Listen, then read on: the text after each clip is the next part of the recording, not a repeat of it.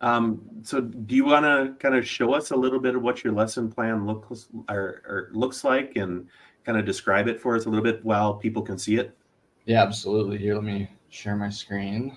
So traditionally with this activity, I do it during my like AP test review time where I need to get kids, listening and speaking and writing and reading and all of those things, but in a way that's not just practice test after practice test, because we all know it's really easy to tune those out. So traditionally I've done this where it's a very similar activity, but they're drawing pictures. And some kids like to draw, others don't. I'm a terrible drawer myself. So when I kind of went to the digital tools that we have and found, or kind of connected to the dots to the AI image generator. Okay, I'm going to point out to you here, because this really references a previous episode that we had, that you should go and check out our interview that we had with Manuel Herrera, and and how he uses sketchnoting and stuff, and how you don't really need to be an artist to still be able to create some pretty cool drawings, both digitally and hand drawn. So, like I'm saying, there's still hope for you. Yeah, there's lots of opportunities to learn, right? So essentially what happened is, as I was thinking about this activity, it just grew and grew. It was going to be a 20-minute practice in class, and it turned into a 3-day event with kids asking for more of it. So what I did was I made a 3-part lesson that scaffolded up the skills and kind of let students get comfortable with the tool itself early, so that as the skills got harder, they felt more comfortable with the tools. I'll get into the information on the screen kind of as I walk through the activity itself. But the first part was getting students used to Canva AI image generating, how to find it, how to log in, even because some of our students, even though they're seniors, may not have done that. But the task itself was that I paired them up, and I actually myself ahead of time created images with AI, just random. And some of them I did target certain vocabulary, or attempted to, and others were just kind of funny things that I knew would be, enjoyable for kids to try to reproduce.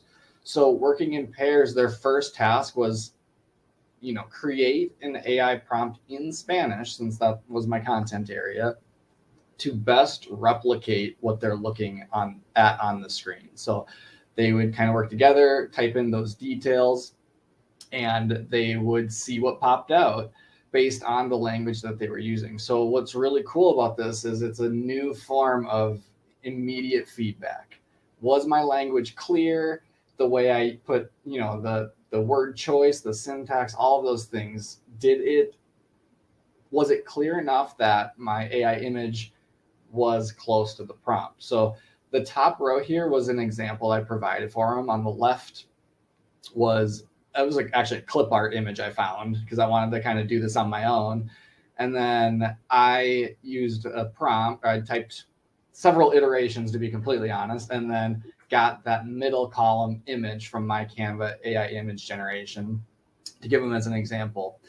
So on the screen, and I had a shared slide deck so students could just click through the other slides and see the other groups, which was really fun. But that left column, you can see I provided a blue bird, a pizza chef, very fun and strange.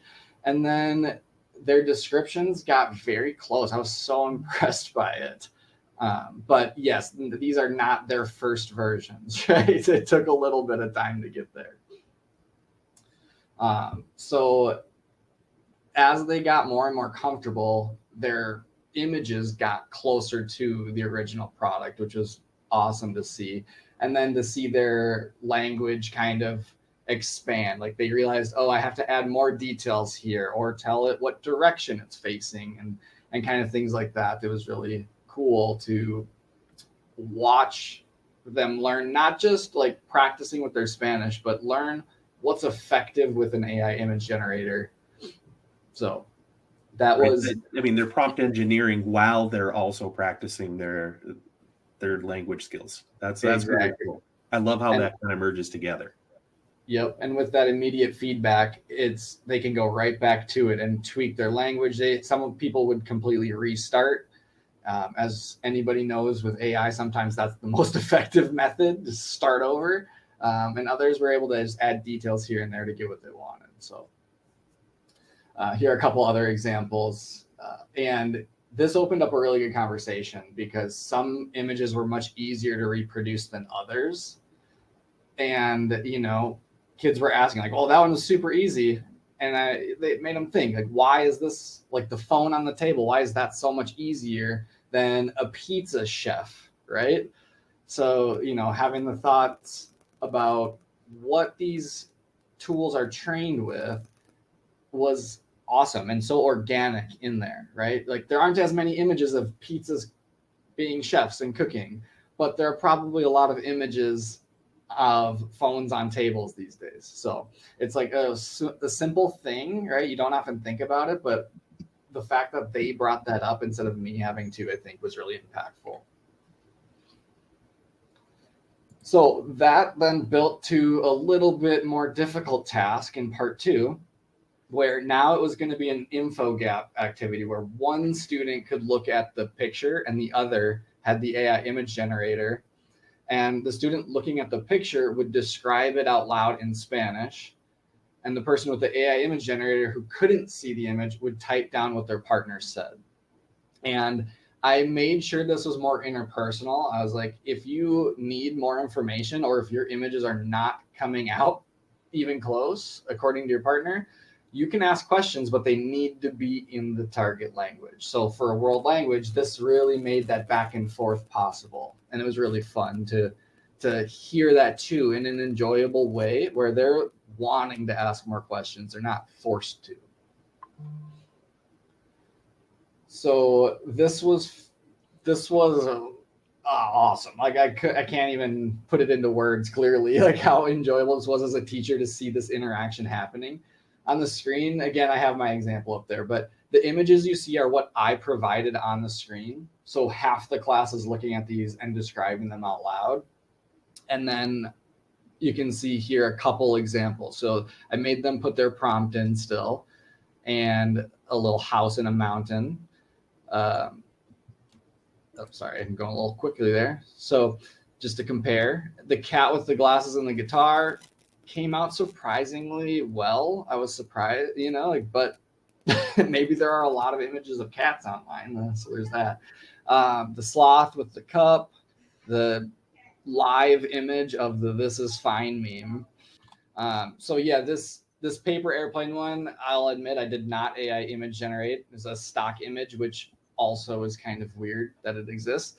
But I was curious to see what the Canva image generator could do, because at this time, which was last spring, faces were a real trip. I don't know if you remember making anything with people in it, but it's like faces and hands were pretty clear evidence that it was AI image generated. Well, and I think even like still right now, Gemini still struggles and doesn't even really want to create faces yet.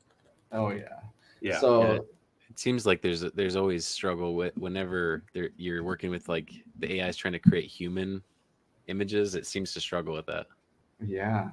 Yep. And it's definitely made improvements, but it's not super accurate yet. But what it came out with was very odd. Like the people that it would produce were statues, so it put statue heads on top of some airplane type vehicle, and this was the closest one that anyone got. So pretty fun. So those were the first 2 parts of the activity there.